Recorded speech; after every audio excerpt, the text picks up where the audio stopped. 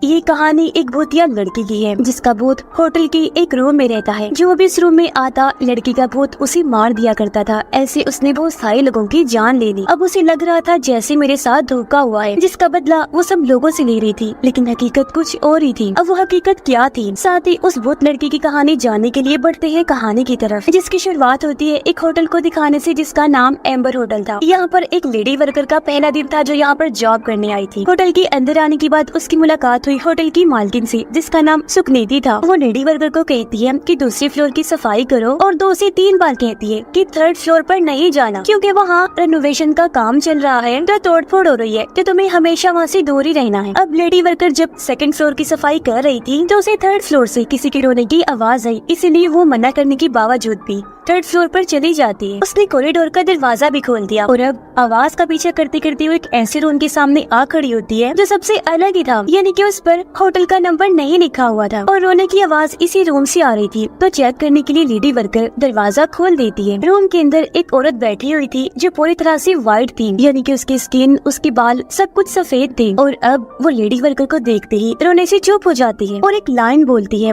3 nights and midnight. अब ये line lady worker के लिए खतरनाक थी, तो डर की वजह से वो वहाँ से चली जाती है। अब 3 नाइट्स एंड मिडनाइट का मतलब क्या है ये हमें आगे चलकर पता चलेगा। अब 3 दिन के बाद वो लेडी वर्कर अपनी बेटी को बताती है कि जब से मैंने उस सफेद स्किन वाली लड़की को देखा है मेरे साथ अजीबोगरीब चीजें हो रही हैं। जैसे कि हमारे पड़ोस के एक आदमी ने अपने पैर में स्क्रू ड्राइवर घुसा लिया और मेरी आंटी ने भी अपनी जान ले ली। हमारी बिल्ली भी बगैर किसी वजह की मर गई और मुझे इन सब चीजों से बहुत अजीब लग रहा है। सारी बातें सुनकर उनकी बेटी कहती है कि मॉम ये बस आपका वहम है, क्योंकि जो हमारे पड़ोस में आदमी है उनका दिमागी तवाज़ुन ठीक नहीं है तो उन्होंने ऐसा कर लिया। करें बात आपकी आंटी की, वो तो कितने टाइम से मेंटल हॉस्पिटल में एडमिट थी, तो पागलपन की वजह से उन्होंने अपनी जान ले ली। और जो बिल्ली है उसका मरना तो तय ही था क्योंकि उसकी उम्र काफी ज्यादा हो गई थी। तो आप रिलैक्स रहिए, ऐसा वैसा कुछ भी नहीं है, लेकिन अगर आपको फिर भी डर लग रहा है तो सोने से पहले आप प्रेयर करके सोइएगा। अब लेडी वर्कर अपनी बेटी को कुछ कह नहीं पाती और उनकी बेटी वहाँ से चली जाती है। लेडी वर्कर अपने रूम में जाकर प्रेयर करने लगती है, लेकिन हम देखते हैं कि वही व्हाइट लड़की शीशे में से निकलकर लेडी वर्कर के पीछे आ जाती है। व्हाइट लड़की उसकी तरफ बढ़ने लगी, उसे डराने लगती है, लेकिन लेडी वर्कर उसे देख नहीं पाती। जैसे रात के 12 बजे लेडी वर्कर सोने गई तो व्हाइट लड़की उसके रूम में चली जाती है और बड़ी बेरहमी से उसकी सारी स्किन निकालकर बेदर्दी से उसकी जान ले लेती है। लेडी वर्कर की आवाज सुनकर उसकी बेटी वहाँ पर आई और जब उसने अपनी माँ को ऐसी हालत में देखा वो बहुत ज्यादा डर जाती है, रो रो कर चिल्लाने लगती है और ये सीन इधर ही कट हो जाता है। अब 3 दिन के बाद हम 2 बहनों को देखते हैं, जिनमें बड़ी बहन का नाम रायना था। अपने डैड की मौत के बाद वो अपने दादा और दादी के पास जा रही थी। उनकी दादी और कोई नहीं बल्कि एम्बर होटल की मालकिन थी, सुकनीति। उन लोगों के पास एम्बर होटल ही उनके डैड की आखिरी निशानी थी, इसलिए वो अपने दादा और दादी के साथ वहाँ पर रहने के लिए आई थी। जैसे होटल पहुँची, इनकी दादी सुकनीति और दादा इनका काफी अच्छे से वेलकम करते हैं। सब लोग एक दूसरे से मिलकर काफी खुश होते हैं। सुकनीति रायना को उसके डैड की कुछ चीजें देते हुए कहती है कि अब से होटल तुम्हें ही संभालना है, जिसके लिए रायना मान जाती है क्योंकि उसे कैसे भी करके इस होटल को चलाना है। वजह ये है कि अब उसकी बहन की जिम्मेदारी रायना पर ही आ गई थी, जिसकी रहने का खर्चा और कॉलेज की फीस रायना की सर पर ही थी। सुकनीति यहाँ रायना और उसकी बहन को भी यही समझाती है कि तुम होटल में कहीं भी घूम सकती हो सिवाय 3rd फ्लोर की, क्योंकि वहाँ जाना मना है, रेनोवेशन का काम हो रहा है, वर्कर्स छुट्टी पर है तो वहाँ जाना ठीक नहीं है। रायना करीबी स्कूल में अपनी बहन का एडमिशन करवा देती है और जब वो वहाँ से जाने लगी तो उसकी मुलाकात अपने ही एक पुराने दोस्त से होती है जो पहले कभी एक दूसरे को पसंद किया करती थी, और वो लड़का एक रिपोर्टर भी था। वो रायना को कहता है कि अपना ख्याल रखना, संभाल के रहना, क्योंकि वो एक रिपोर्टर था तो एक औरत की मौत की जांच कर रहा था जिसका खून किया गया है, और वो और कोई नहीं बल्कि शुरुआत वाली लेडी वर्कर है। वो बताता है कि मैं इसी केस पर इन्वेस्टिगेशन कर रहा हूँ और आज मैं उस जगह पर जा रहा हूँ जहाँ वो लेडी काम करती थी, ताकि मुझे वहाँ पर कोई सबूत मिल सके। और जब वो बताता है कि वो लेडी एम्बर होटल में काम करती थी तो ये सुनकर रायना काफी चौंक जाती है, क्योंकि वो तो उनका ही होटल था जहाँ पर वो रहने आई थी। पर लेडी वर्कर की मौत वाली बात उनकी दादी सुकनीति ने उनसे छुपाई हुई थी, तो इसलिए अब वो रिपोर्टर रायना के साथ एम्बर होटल आ जाता है। वो सुकनीति से पूछता है कि वो लेडी वर्कर यहाँ पर कितने टाइम से काम कर रही थी। सुकनीति बताती है कि उसे कुछ दिन ही हुए थे, लेकिन उसके साथ हुआ क्या था ये हम नहीं जानते। ये सुनकर रिपोर्टर होटल में ही रुकने का फैसला करता है ताकि वो और ज्यादा सबूत इकट्ठे कर सके। यह रायना अपने दादा और दादी से नाराज होती है कि आप लोगों ने हमें इस बारे में क्यों नहीं बताया, जिस पर सुकनीति कहती है वो बेटा इसलिए क्योंकि तुम अपने डैड की मौत को अभी अभी झेल कर आई हो, तो हमने तुम्हें इसलिए नहीं बताया था कि तुम और परेशान ना हो जाओ। रात को रायना की बहन प्रेयर कर रही होती है और रायना को भी यही कहती है के गॉड पर भरोसा रखिए और प्रेयर किया करें। रायना जब अपने रूम के बाहर खड़ी हुई थी तो उसी 3rd फ्लोर के एक कमरे से लाइट जलती हुई नजर आती है, तो इसलिए वो चेक करने वहाँ पर चली जाती है कि आखिर वहाँ पर है कौन और लाइट किसने ऑन की, क्योंकि वहाँ पर तो कोई नहीं होना चाहिए था जैसा सुकनीति ने बताया था। लेडी वर्कर की तरह रायना भी कॉरिडोर के दरवाजे को खोलने की कोशिश करती है, लेकिन जब उसने देखा कि ये लॉक्ड है तो वो तोड़कर अंदर आ जाती है। उसे भी सामने वाले रूम से लड़की के रोने की आवाज आने लगती है। उसने जैसे ही दरवाजा खोला, अंदर वो व्हाइट लड़की बैठी हुई थी जो रायना को भी देखकर 3 नाइट्स एंड मिडनाइट बोलती है। रायना कुछ करती नहीं और चुपचाप वहाँ से चली जाती है, क्योंकि उसे लग रहा था कि शायद ये लड़की होटल की कोई गेस्ट है, लेकिन वो पूरी रात उस लाइन के बारे में ही सोचती रही। अगले दिन जब वो अपनी बहन को स्कूल ड्रॉप करने गई तो गाड़ी पर 1 लिखा हुआ था, यानी कि पहला दिन, जो चीज फिर गायब भी हो गई। लेकिन ये चीज रायना को परेशानी में डाल देती है, इसलिए वो इस बारे में सुकनीति से बात कर ही लेती है। वो सुकनीति से 3 नाइट्स एंड मिडनाइट का मतलब पूछती है। वो बताती है कि कल रात मुझे 3rd फ्लोर के एक रूम से लाइट जलती हुई नजर आई। फिर जब मैं वहाँ गई तो मुझे किसी लड़की की रोने की आवाज आई। तब मैं उस रूम वाली गेस्ट को चेक करने गई कि क्या वो ठीक है। यहाँ रायना के मन में एक सवाल ये भी आ रहा था कि अगर 3rd फ्लोर पर कोई रह रहा था तो फिर सुकनीति ने ये क्यों कहा कि वहाँ रेनोवेशन का काम हो रहा है और वहाँ पर कोई नहीं है। मगर उसकी सारी बातें सुनकर सुकनीति काफी घबरा जाती है। उसे देखने से साफ लग रहा था कि वो 3rd फ्लोर के भयानक राज को जानती है, इसलिए वो हर किसी को वहाँ जाने से मना किया करती थी। लेकिन अब क्योंकि रायना वहाँ पर चली गई थी तो सुकनीति ये सोचकर भी काफी डरी हुई थी। उसे इस टाइम कुछ समझ ही नहीं आ रहा था कि मैं रायना को क्या कहूँ, और रायना वहाँ से चली जाती है। अब रायना अपनी बहन को स्कूल ड्रॉप करने के लिए चली जाती है। उनके जाने के बाद सुकनीति के पास उनका हस्बैंड आया। वो बताता है कि आज पुलिस हमारे होटल में आने वाली है, क्योंकि लेडी वर्कर की बेटी ने पुलिस को सब कुछ बता दिया है जो कुछ उसके साथ यहाँ हुआ था। तो पुलिस आकर इन्वेस्टिगेशन करना चाहती है। ये सुनकर सुकनीति दुखी होते हुए बताती है कि अब कुछ नहीं हो सकता, क्योंकि रायना भी 3rd फ्लोर पर चली गई है और उसने वो रूम खोल दिया है। जो सुनकर उसका हस्बैंड भी काफी डर जाता है। दोनों सोच में पड़ जाते हैं कि अब हम क्या करेंगे। लेडी वर्कर की मौत की खबर हर जगह फैल गई थी। पुलिस भी यहाँ पर इन्वेस्टिगेशन करने आ चुकी थी, और जब ये बात सभी गेस्ट को पता चलती है तो वो वहाँ से जाने लगते हैं। यहाँ पर रिपोर्टर भी था और सारी चीजों की इन्वेस्टिगेशन कर रहा था। तभी यहाँ पर रायना भी आ जाती है। अब एक फोन की घंटी बजती है जिसे रायना उठाती है। उसे कहा गया कि उसी रूम में टॉवल पहुंचाओ, तो अब टॉवल रायना ही देने जाती है। उसने देखा कि रूम में तो कोई नहीं है, लेकिन अब बाथरूम से रोने की आवाज आ रही है, और जब वो बाथरूम को चेक करने गई, हैरत, वहाँ पर कोई भी नहीं था। अब तभी रूम वाले फोन की घंटी बजती है जिसे रायना फिर से उठाती है। आगे से कोई बोल रहा था कि अगर वो बाथरूम में नहीं है, रूम में नहीं है, तो फिर ये सोचो कि वो रूम में छुपी हुई कहाँ है। ये सुनकर रायना काफी डर जाती है। वो जल्दी से रिसेप्शन पर कॉल करके पूछती है कि इस वाले रूम में कौन रुका हुआ है। तब उसे पता चलता है कि कोई भी नहीं, वो रूम तो खाली है। चेक करने पर रायना को वही लड़की अब पर्दों के पीछे चलती हुई नजर आती है। देखते देखते वो लड़की अब कारपेट के नीचे आ गई और तेजी से रायना की तरफ बढ़ने लगती है। रायना ने उसे देख लिया था। ये व्हाइट बालों वाली लड़की थी जिसकी आंखें लाल रंग की थी और वो बहुत डरावनी लग रही थी। उसे देखकर रायना बहुत डर गई, जल्दी से रूम से बाहर आ जाती है। तभी यहाँ पर रिपोर्टर भी आ गया जो रायना को संभालता है। रायना उसे सब कुछ बता देती है जो अभी अभी उसके साथ हुआ। रिपोर्टर जब चेक करने रूम के अंदर गया तो सब कुछ वैसा का वैसा ही था, यानी कि सब नॉर्मल था। वहाँ ऐसा वैसा कुछ भी नहीं था जो रायना बता रही थी।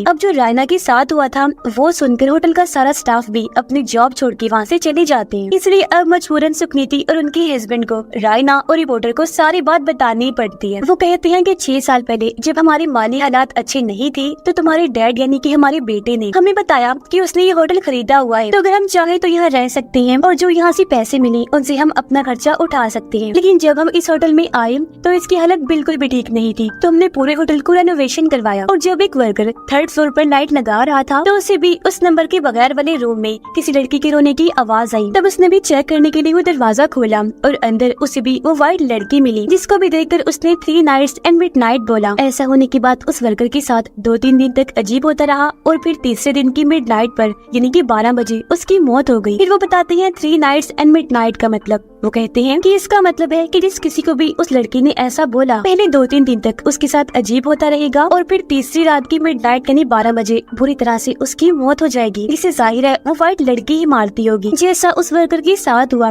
उसने 12 बजे अपना सर दीवार पर मार मार कर बुरी तरह से अपना सर बॉडी से अलग कर दिया। आगे उन्होंने बताया कि वर्कर की मौत के बाद हमने होटल में एक शमन को बुलाया, यानी जो बहुत आत्माओं को भगाने का काम करते हैं। जहाँ शमन भी इतना डरा हुआ था कि उसके अंदर हिम्मत नहीं थी कि वो उस रूम में जाए। इसलिए शमन ने हमें कहा कि हम हमेशा इस वाले रूम को बंद रखें ताकि कोई भी उस व्हाइट लड़की के भूत को जो इस रूम में रहता है उसे देख सके या सुन सके, और ना यहाँ पर कोई आ सके जिसे वो लड़की मार दे। लड़की के भूत ने यहाँ पर कब्जा इसलिए किया हुआ था क्योंकि ये उसी का रूम था शुरू से, जिसका मतलब साफ है कि उसके भूत को वहाँ से निकालना नामुमकिन था। और यही वजह थी कि वो लोग पूरे ही 3rd फ्लोर को बंद रखते थे, वहाँ पर किसी का भी जाना मना था। लेकिन जैसे उस लेडी वर्कर ने रूम को खोला बस तब से सब होने लग गया। ये सारी बातें सुनकर रायना और रिपोर्टर काफी परेशान हो जाते हैं। लेकिन यहाँ पर रायना अपना सोचने की बजाय अपनी बहन की फिक्र करने लगती है और कहती है कि मुझे उसकी टेंशन हो रही है, हमें कैसे भी करके उसे उस रूम में जाने से मना करना है, उसे वहाँ नहीं जाने देना, किसी भी सूरत वो वहाँ पर जाने नहीं चाहिए। रायना की बहन को स्कूल में दिखाया जाता है जब वो लैब में कोई जरूरी सामान लेने गई थी, तब उसे भी अजीब आवाजें सुनाई देने लगती हैं और तभी वहाँ पर रखा हुआ स्टैचू जिंदा हो जाता है। वो इधर से उधर हरकत करने लगता है। वो कैंची लेकर रायना की बहन की तरफ बढ़ने लगा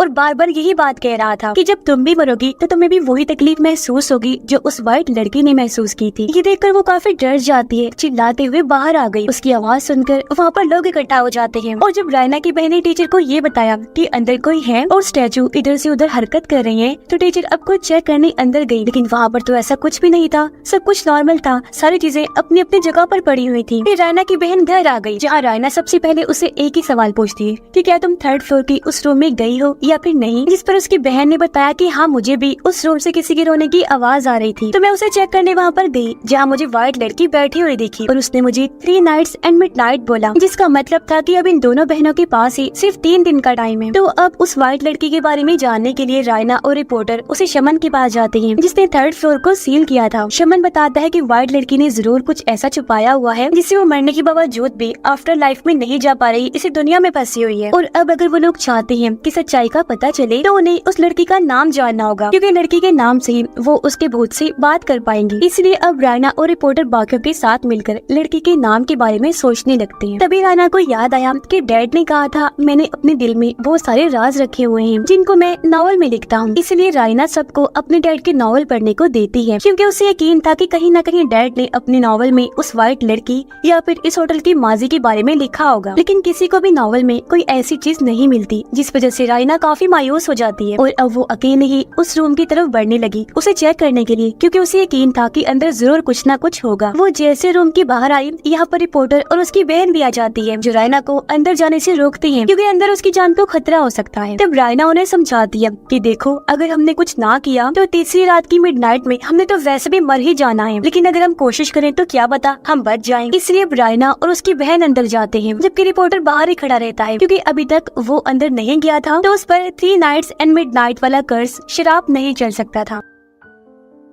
रूम में आने के बाद रायना और उसकी बहन अलग अलग होकर वहाँ हर तरफ सबूत ढूंढने लगती है, जहाँ उनकी नजर एक सूखे हुए सफेद फूल पर पड़ती है। रायना की बहन बाथरूम में गई उसे चेक करने, जहाँ शीशे में वो उस लड़के के भूत को देखती है जो उसे डरा रही थी। रायना बेड के नीचे चेक करने गई, जहाँ पर उसे एक पेपर का टुकड़ा मिला जिस पर एंजल लिखा हुआ था, जिसे रायना अपने पास रख लेती है और उसे दिखाने अपनी बहन के पास जाने लगी। लेकिन उसने देखा कि मेरी बहन तो पोजेस हो चुकी है, यानी लड़की की आत्मा अब उसकी बहन के अंदर आ गई थी। रायना उसे होश में लाने की कोशिश करती है, लेकिन उसकी बहन के सर पर अब एक चेहरा आ गया था, इसलिए वो रायना पर हमला कर देती है, अपना सर दीवार पर मारती है और दीवार के ऊपर चढ़ जाती है। वो बहुत भयानक लग रही थी। उसकी चिल्लाने की आवाज सुनकर रिपोर्टर भी अंदर आ गया, जहाँ वो किसी तरह उसे पोजेशन से तो बाहर ले आता है, लेकिन वो खुद भी काफी जख्मी हो गया था। अब रायना की बहन तो बिल्कुल ठीक हो गई थी, लेकिन तभी इन्हें अपने सामने व्हाइट लड़की का भूत खड़ा हुआ नजर आया, जो फिर से बोलती है 3 नाइट्स एंड मिडनाइट, जो लाइन उसने रिपोर्टर के लिए बोली थी, यानी कि अब वो कर्स उस पर भी चल गया था, क्योंकि वो इस रूम के अंदर जो आ गया था। लेकिन वो तीनों जल्दी से भागकर रूम से बाहर आ जाते हैं। तभी इन्होंने देखा कि 12 बज गए हैं, यानी कि रायना और उसकी बहन का दूसरा दिन शुरू हो गया था, जबकि रिपोर्टर का आज पहला दिन था, जिस वजह से तीनों ही अपनी अपनी जिंदगियों को लेकर परेशान होने लगी, रोने लगती हैं। रायना रिपोर्टर को बताती है कि मुझे लगता है कि वो कमरा उसी लड़की का था, यानी कि वो वहीं पर ही रहती थी। शायद डैड भी उसे जानते होंगे, इसीलिए उन्होंने उसे रहने दिया। तभी रायना रिपोर्टर और अपने दादा और दादी को वो पेपर का टुकड़ा दिखाती है। उसे देखकर सुखनीति और उसके हस्बैंड और भी ऐसे पेपर के टुकड़े लाते हैं, जो उन्हें हर रूम के बेड के नीचे से मिले थे। हर टुकड़े पर एक जैसी राइटिंग थी, यानी कि ये एक लेटर था, एक खत था, जिसे किसी ने टुकड़े टुकड़े करके होटल के हर एक रूम में अलग अलग रख दिया था, यानी कि ये चीज किसी गेम की तरह, पजल की तरह बना दी गई थी। जैसे उन्होंने इसको जोड़ा तो वहाँ पर एक लड़की का नाम लिखा हुआ था, जो था जैस्मिन, जिसे इन्हें लगा कि जरूर उस व्हाइट लड़की का नाम जैस्मिन है। और ये लेटर जैस्मिन ने रायना के डैड के लिए लिखा था। लेटर में लिखा हुआ था कि मैं रायना के डैड को पहली बार पाइन के पेड़ के पास मिली थी जो जंगल में है, और वो टाइम मेरे लिए सबसे बेस्ट टाइम था क्योंकि उसके बाद मैंने रायना के डैड के साथ बहुत अच्छा टाइम गुजारा और मैं चाहती हूँ कि मैं उनके साथ हमेशा ही उसी जंगल में पाइन के पेड़ों के पास रहूं। पता चला कि जैस्मिन एंजल भी रायना के डैड को ही बोल रही थी। अब इससे ये लोग समझ जाते हैं कि अगर हम पाइन के पेड़ों के पास उस जंगल में जाएं तो जरूर हमें वहाँ से कोई ना कोई सुराग मिल सकता है। इसीलिए अब रायना और रिपोर्टर पास ही के जंगल में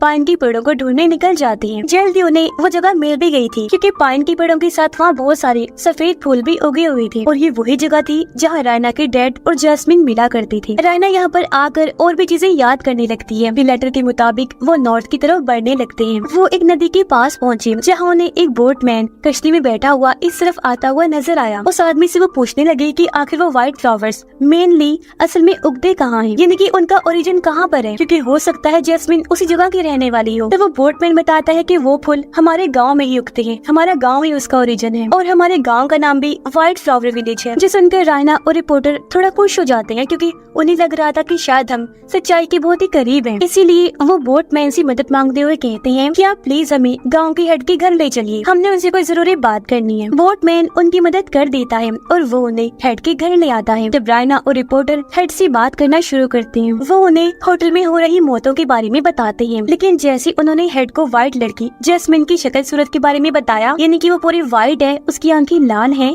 तो हेड काफी घबरा जाता है ये सुनकर और उन्हें वहाँ से ये कहकर निकाल देता है कि मुझे इस पर कोई बात नहीं करनी क्योंकि मैं कुछ नहीं जानता। अब बाहर बारिश हो रही थी और ये लोग रिवर भी क्रॉस नहीं कर सकते थे, इसीलिए बोटमैन उन्हें कहता है कि आज रात तुम यहीं पर रुक जाओ मेरे घर। अंदर आने के बाद रायना काफी उदास हो जाती है क्योंकि उससे यहाँ पर कोई भी सबूत नहीं मिला और अब इनके पास बस एक दिन का टाइम है।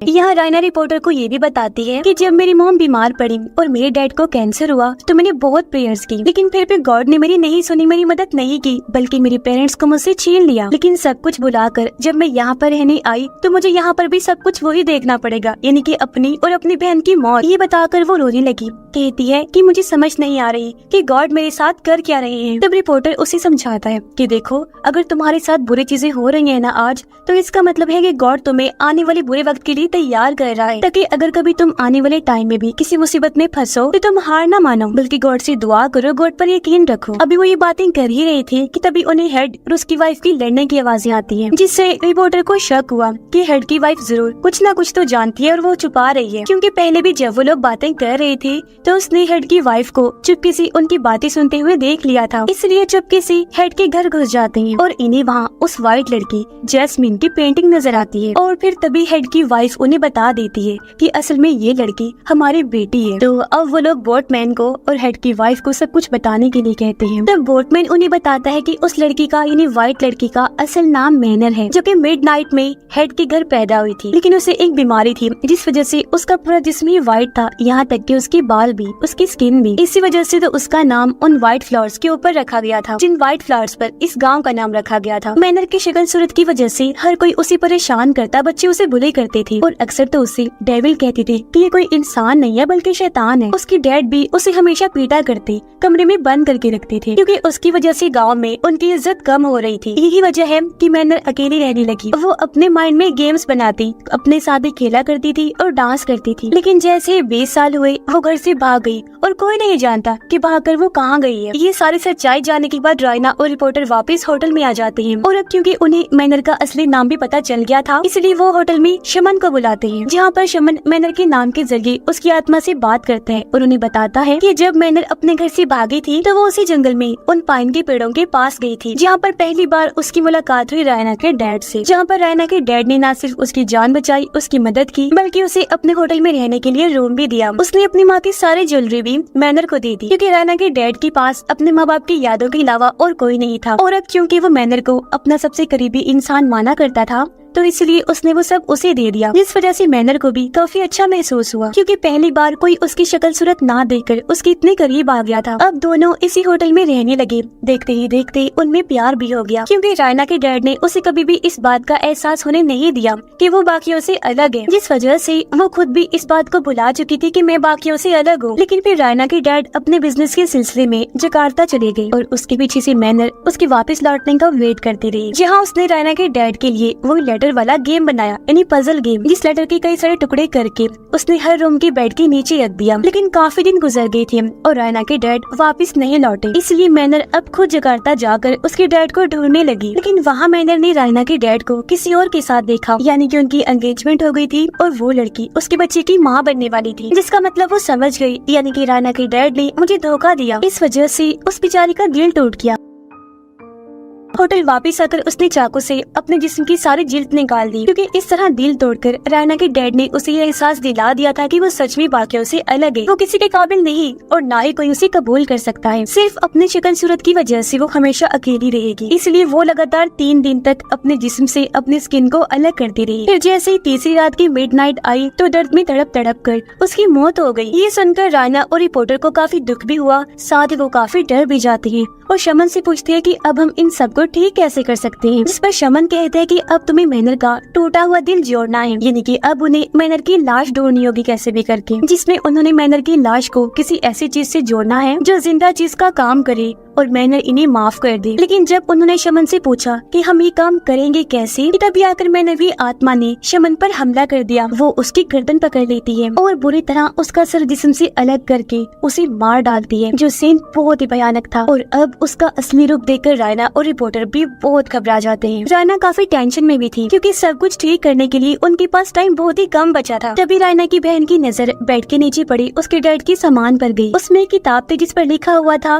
व्हाइट एस जस्मिन, यानी कि उनके डैड ने इस बुक के अंदर मैनर के बारे में लिखा हुआ था। किताब को पढ़ने से उन्हें पता चला कि असल में रायना के डैड जकार्ता किसी मीटिंग के सिलसिले में नहीं गए थे, बल्कि वो तो मैनर को शादी के लिए प्रपोज करने के लिए उसके लिए उस जैसे ही व्हाइट फ्लावर्स वाली रिंग बनवाने गए थे, ताकि वापस आकर उसे सरप्राइज दे सके, उसे बता सके कि मैं तुमसे कितना प्यार करता हूँ और फिर वो शादी कर ले। लेकिन जब वो रिंग खरीद कर शॉप से बाहर आ रही थी तो तभी एक गाड़ी से उनका एक्सीडेंट हो गया। एक्सीडेंट में रायना के डैड के दिमाग पर गहरी चोट आई, जिस वजह से उनकी याददाश्त चली गई। और जिस गाड़ी से उनका एक्सीडेंट हुआ था वो असल में सुकनीति और उनके हस्बैंड की थी, यानी कि रायना का डैड उनका असली बेटा नहीं था। उन्होंने तो उसे बस गोद लिया था और उसे अपने बेटे की पहचान दे दी, उसका नाम और सब कुछ। तो बस तभी से रायना का डैड सुकनीति और उनके हस्बैंड के साथ रहने लगा। लेकिन फिर एक दिन उसे सब कुछ याद आ ही गया कि आखिर में यहाँ पर आया क्यों था, इसलिए वो जल्दी से वापस होटल में आ गया, क्योंकि वो भी मैनर से बहुत प्यार करता था। लेकिन तब तक मैनर की लाश का बहुत बुरा हाल हो चुका था, वो सड़ चुकी थी और ये देखकर रायना के डैड को बहुत दुख हुआ।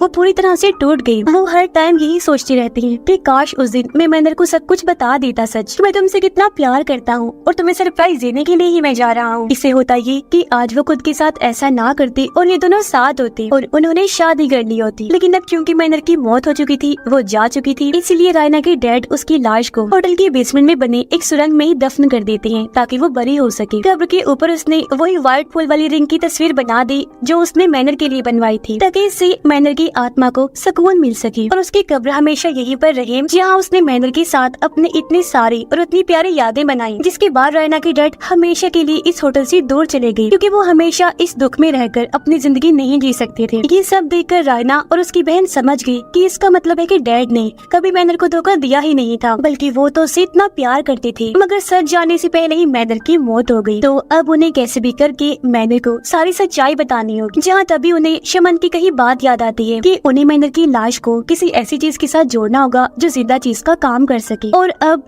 उस जिंदा चीज का काम करने वाली थी ये रिंग, जिससे वो मैनर की लाश को पहनाकर उसका टूटा हुआ दिल जोड़ सकती थी, जिससे वो भी सच्चाई जान ली कि रायना के डैड ने उसे कितना प्यार किया था और कभी धोखा नहीं दिया था। जिसके बाद रायना और रिपोर्टर होटल के बेसमेंट में आ जाते हैं। वो पूरी तैयारी करके आए थे ताकि टनल के अंदर उसकी कब्र को ढूंढ सके। जिसके बाद वो सुरंग में अलग अलग जाकर मैनर की लाश को ढूंढने लगते हैं। लेकिन तभी यहाँ पर मैनर की आत्मा भी आ जाती है, क्योंकि वो उन्हें इतनी आसानी से ये काम करने नहीं दे सकती थी। वो इनका टाइम जाया करने के लिए रिपोर्टर को पोजेस्ट कर लेती है। उसके जरिए वो रायना को गलत रास्ता बताती है। लेकिन बहुत जल्द रायना को पता चल गया कि रिपोर्टर पोजेस्ट है और अगले ही पल वो रायना पर हमला कर देता है, जिसे बचकर वो उससे दूर भाग जाती है। लेकिन रायना अपने बचाव में रिपोर्टर पर हमला करके उसे जख्मी कर देती है, ताकि अगर मैंने उसे पोजेस्ट भी कर ली तो वो उसके करीब ना आ सके। जिसके बाद एक बार फिर से रायना कब्र को ढूंढना शुरू कर देती है।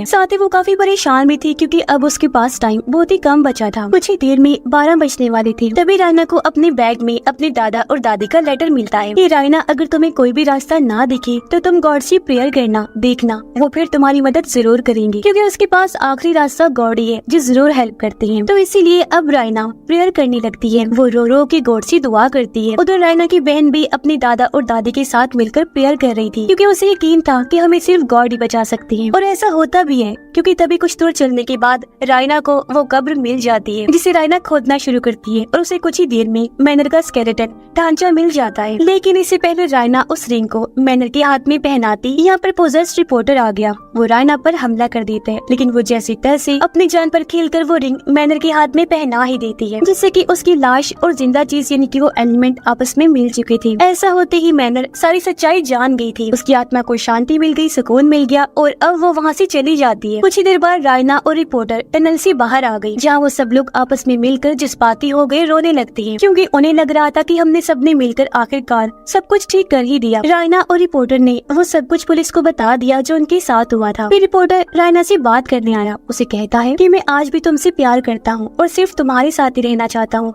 ये कहकर वो उसे शादी के लिए प्रपोज करता है, जिसे रायना कबूल भी कर लेती है और हाँ बोल देती है। रिपोर्टर अभी भी उस होटल में ही था और वो फोन पे रायना से बात कर रहा होता है कि कल हम अपनी शादी की डिस्कशन करेंगे। और अब जैसे रिपोर्टर ने फोन बंद किया, हम देखते हैं कि एक बार फिर मैनर की आत्मा शीशे से निकलकर बाहर आती है। इस टाइम घड़ी में 12 बज रहे थे, यानी कि रिपोर्टर की 3 नाइट्स पूरी हो गई थी और ये मिडनाइट का टाइम था। इसलिए मैनर उसके पूरे जिस्म से उसकी सारी स्किन निकाल देती है और बड़ी बेदर्दी से उसकी जान ले लेती है। फिर अगले दिन रायना जब उसे नींद से जगाने आती है तो वो रिपोर्टर की ऐसी हालत देखकर काफी डर जाती है। वो दुखी भी थी, रोने लगती है। वो इस बात से काफी परेशान हो रही थी कि उन्हें लग रहा था कि हमने सब कुछ ठीक कर दिया है और मैनर जा चुकी है, लेकिन असल में ऐसा कुछ भी नहीं हुआ था। वहाँ पर पुलिस और एम्बुलेंस आई जो रिपोर्टर की लाश को वहाँ से ले जा रही होती है और ये चीज छत पर खड़ी रायना और उसकी बहन देख रही होती है। यह रायना अपनी बहन से पूछती है कि अगर मैनर ने रिपोर्टर को ही मारना था तो उसने हमें क्यों नहीं मारा, तुम्हें और मुझे जिंदा क्यों छोड़ दिया। और अभी हालांकि उसने सब जान लिया है, लेकिन वो फिर भी इस दुनिया में क्यों है, यहाँ से क्यों नहीं जा रही। इस पर रायना की बहन कहती है कि बेशक हमने ऐसा करके उसका दिल तो जोड़ दिया, लेकिन अभी भी मैनर वो चीजें नहीं भूली थी जो उसके साथ बाकी लोगों ने की। उसका दिल दुखाया, उसे परेशान किया उसकी शक्ल सूरत की वजह से, क्योंकि हमारे डैडी थे जो उससे प्यार करते थे, बाकी सब तो उसे नफरत ही करते थे ना, उसे बुरा समझते थे। तो अब जब तक वो उन सब लोगों से बदला नहीं ले लेगी,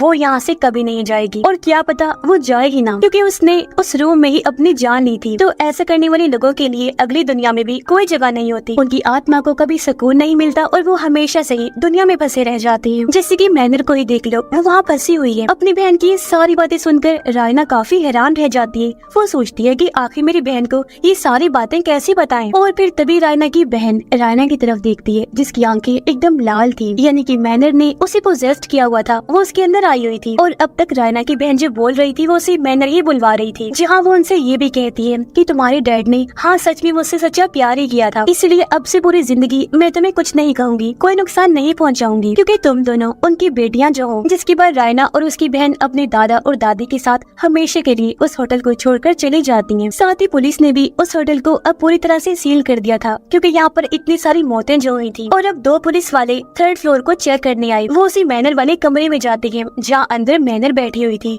और उनको देखते ही वो कहती है 3 नाइट्स एंड मिडनाइट, यानी कि वही मौत वाली लाइन बोलती है। यानी कि ये सिलसिला अब इस होटल में शुरू होने वाला था। फिर से मैनर हमेशा के लिए इस होटल रूम में रहने वाली थी, तो वो लोगों को ऐसी मारती रहेगी जो भी यहाँ पर आएगा। यानी कि ये चीज बहुत खतरनाक थी। इसी भयानक एंडिंग के साथ ही ये कहानी भी इधर ही खत्म हो जाती है।